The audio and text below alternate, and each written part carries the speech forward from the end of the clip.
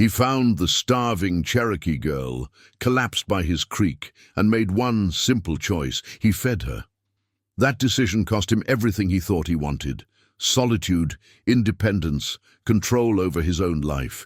Because when the child's mother appeared at dawn with a knife to his throat, she didn't just say thank you. She looked him dead in the eyes and spoke words that would change everything. "You saved my daughter. Now you belong to me." Not a request, not a suggestion, a promise, a vow. An unbreakable bond declared by a woman who'd lost everything except her child and her honor. He tried to argue. She didn't care. "You saved what mattered most. Now I protect you." That's how family works.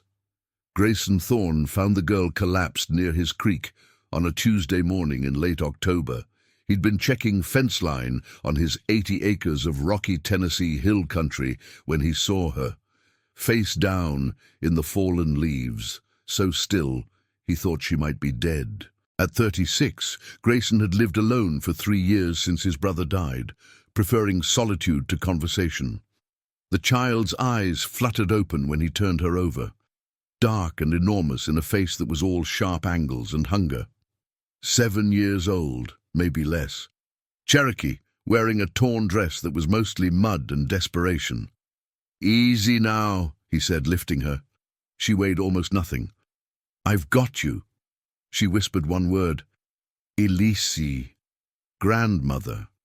The removal had happened a year ago, thousands forced west on the Trail of Tears, but scattered families still hid in these mountains, trying to survive.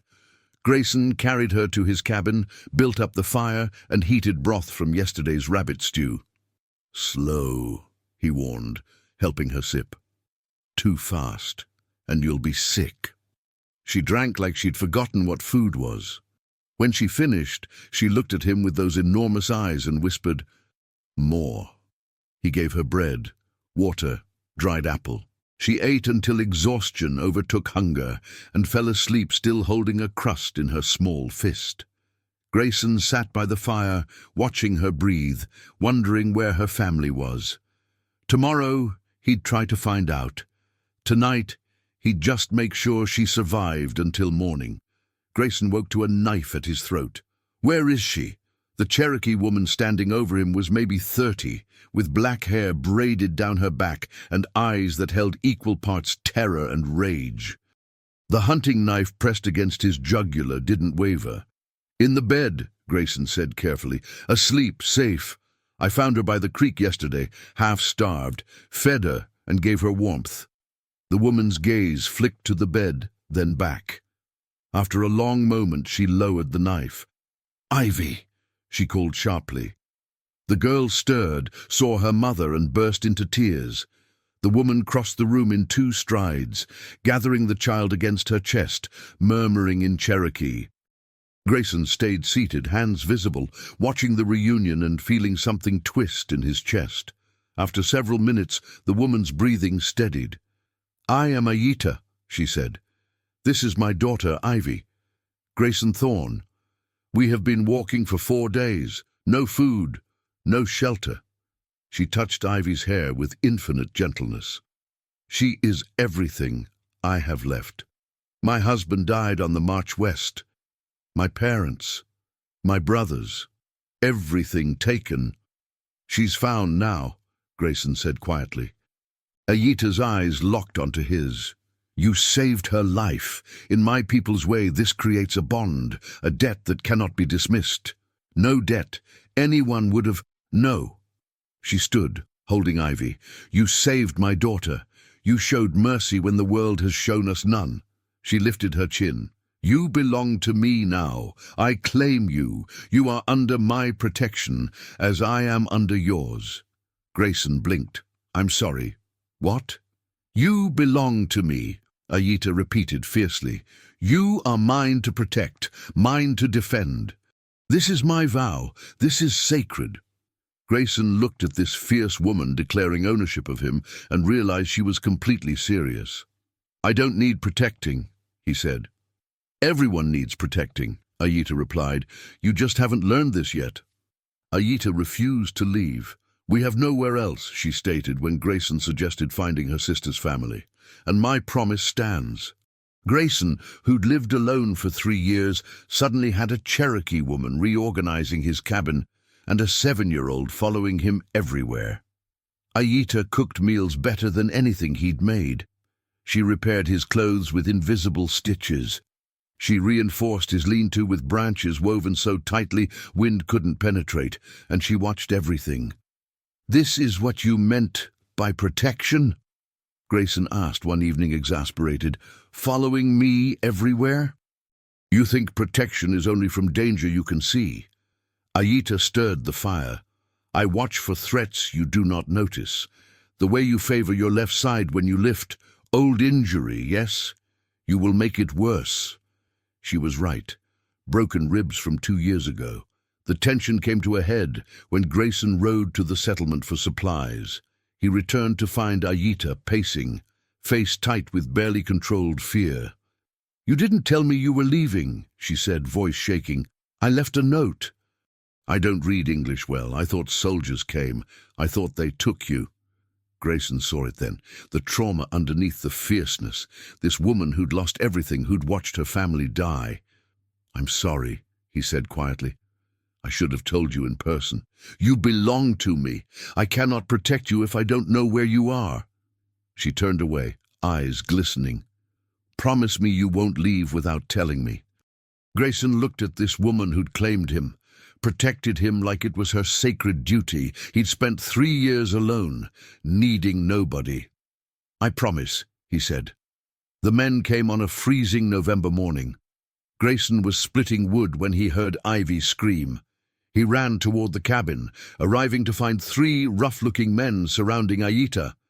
One had grabbed her arm. "Easy now," the largest grinned. "Where does squaw like you come from? Thought we cleared you all out."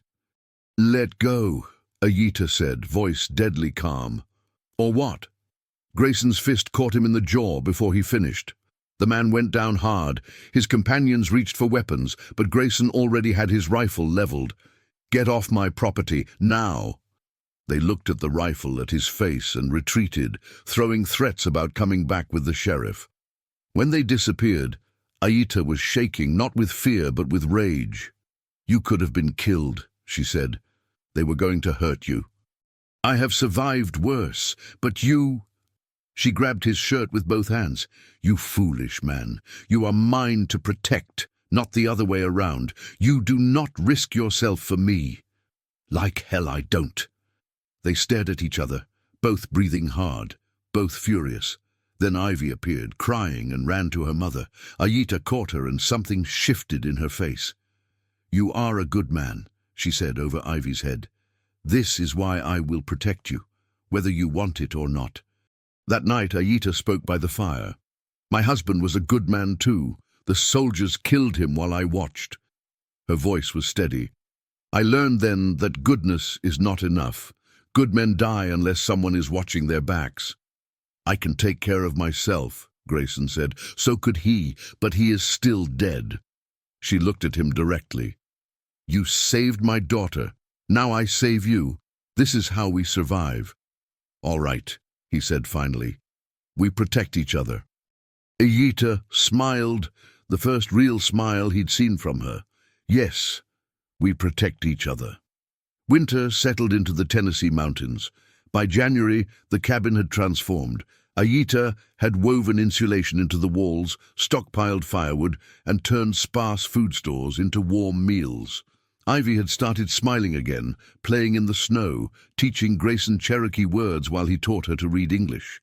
They developed rhythms. Grayson hunted and maintained the property. Aita managed the household and kept watch. Ivy helped both, her laughter slowly returning.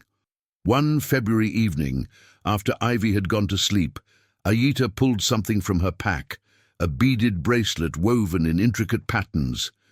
"This was my grandmother's," she said, "given to me when I married. It represents family, protection, belonging." She held it out. "I want you to have it." "I can't take your grandmother's. You are family now, true family. Not just because you saved Ivy, but because you chose to stay. You chose us. You chose belonging, even when you didn't want it.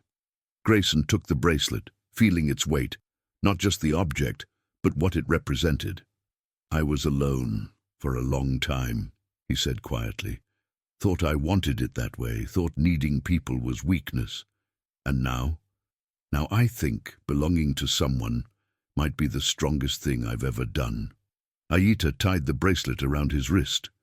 You belong to me, she said, but this time it sounded like a promise. And I belong to you, and Ivy belongs to us both. This is family. That spring, Grayson filed papers claiming Aita and Ivy as his wards, legal protection against removal. They built a larger cabin together, expanded the property, created home.